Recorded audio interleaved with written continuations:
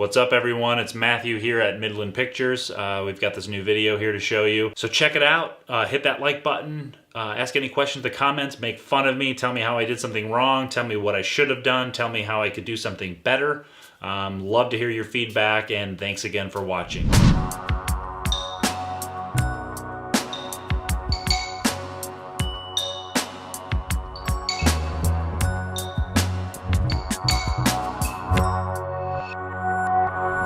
Check it out, this is me driving to Home Depot, y'all. Going to pick up some drywall. Pretty exciting.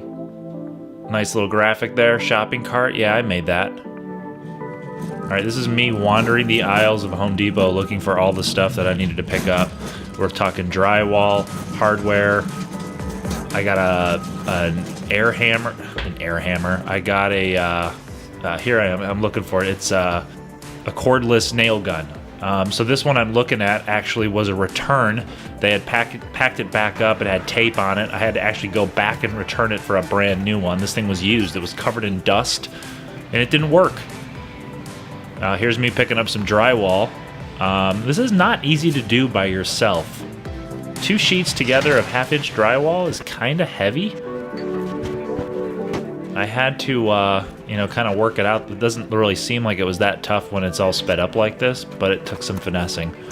And then this is this awesome dude at Home Depot helped me load this stuff in. I didn't even have to ask, into the truck. I drive a Ford F-150. And then that's some wood I got to space out the drywall with the gap that was in the wall. I'll explain that in a second. So here's me driving back to the house. And then this is me not being smart and prepping the area first. I'm trying to put this drywall board up. It's 7 feet tall. I've got all these planks here in the way and a cabinet. Note to self, set up the room, clear it out beforehand, give yourself the room to work. So the first piece went up okay after I got some stuff cleared out. I'm the worst at screwing in drywall. I always miss the stud.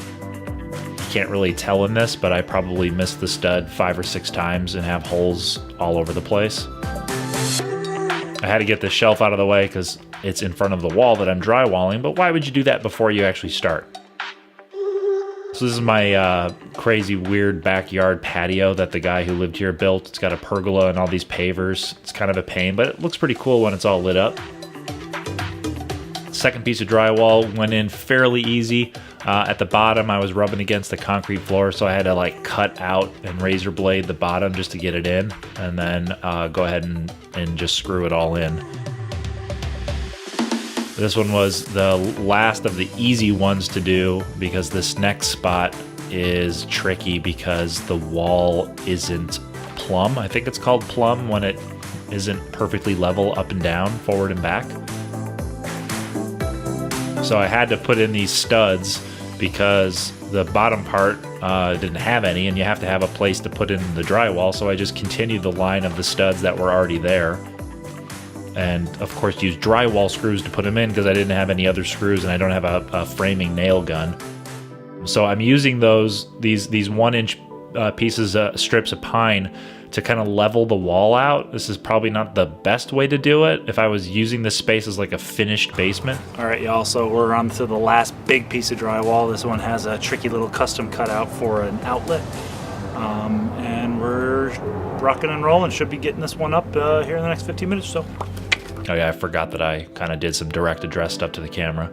So I'm cutting the piece of drywall. It's gonna go on the spot where I just put in those pine shims. That's my kiddo, Dottie. My wife just snuck by.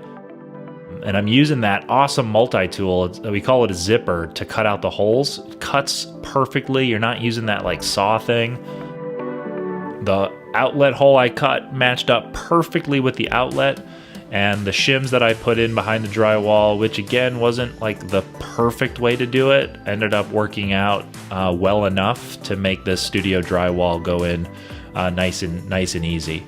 I am left with some difficulty in trimming out the inside of the door there because it's really thick at the top outside of the door and then narrows down to the bottom. So I'm gonna have to do some custom cutting of trim pieces to make that door finish properly.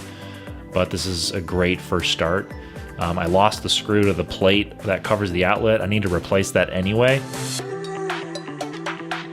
And then I've got like some little strips of drywall left to cut. You can see where there was that gap back on the wall where the metal column was to hold up the wall. We're looking good. Got a bunch of drywall in. One more piece to go to wrap it up for today. Maybe 2 pieces if I can. And yeah, that'll take care of it. So yeah, just putting in this last strip, which had another custom cutout for this like steel plate, which was part of the top of the support beam. That went in perfectly. I was pretty proud of myself for getting a really good cut on that drywall. This piece again, pretty simple. Had to use some pine shim by that beam because the wall wasn't even all the way, but I do have a curve in the wall. It's gonna make that piece that goes up to the right a little difficult, but you can see even with all these cables and stuff, I have to do above the door yet. I didn't finish that. But you can see the drywall went up real nice. I haven't taped or mudded. I might actually hire that out because that's like my worst nightmare is taping and mudding and sanding. I'm gonna get an outlet cover and a white outlet pretty soon here and replace that. And then start drywalling over here on the right, but we gotta rough in some outlets first. Thank you so much everyone for watching this video. We really appreciate you guys tuning in. We're gonna be doing regular videos with us upgrading the production studio, so stay tuned. There's gonna be all kinds of new stuff going on, including more drywalling, figuring out a curtain to separate these 2 spaces, installing shelving, hanging up some sound blankets, putting in a ceiling, all kinds of cool stuff for you guys to check out as we turn this really rough basement space into a YouTube production studio. Check it out. Thanks again. See you soon.